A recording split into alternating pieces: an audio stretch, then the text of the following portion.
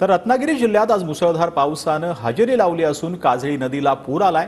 पोमेंडी टेंबे गावाला पुराचा चांगलाच फटका बसलाय। नदीकाठच्या अनेक घरांना पुरानं वेढा दिलेला आहे। बागायती शेतीमध्ये पुराचं पाणी गेल्यानं मोठं नुकसान झालंय। याचाच आढावा घेतला आमचे प्रतिनिधी मनोज लेले यांनी।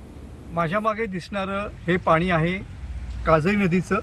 काजळी नदीला जो पूर आलेला आहे त्या पुराचं थैमान सध्या नदीकाठच्या भागामध्ये या ठिकाणी पाहायला मिळतंय।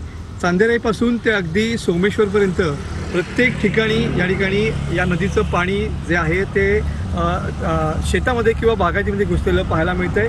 अनेक ठिकाणी तर या ठिकाणी घरांना वेढा दिलेला पाहायला मिळतोय। सध्या आपण आहोत पोमेंडी या भागामध्ये आणि या ठिकाणी पूर्ण बागायतीमध्ये या ठिकाणी नदीचं पाणी जे आहे ते आलेलं पाहायला मिळतं आहे। इथूनच रस्त्याच्या पलीकडच्या अंतरावरती ही काही घरं आहेत, मात्र या घरांपर्यंत जर पाणी आणखीन वाढलं तर ते केव्हाही त्यांच्या घरापर्यंत येऊ शकतं अशी अवस्था आहे। याच ठिकाणी अनेक जणांची शेती होती, मात्र ती सध्या या पाण्याच्या आतमध्ये असलेली पाहायला मिळते आहे। पाण्याचा जो प्रवाह आहे तो अजून काही कमी व्हायचं या ठिकाणी नाव घेत नाही आहे। अशा परिस्थितीमध्ये सध्या काजळी नदीचं रौद्र रूप सध्या नदी किनारच्या भागामध्ये या ठिकाणी पाहायला मिळतंय। कॅमेरामन समित गजनेसह मी मनोज लेले, TV9 मराठी, रत्नागिरी।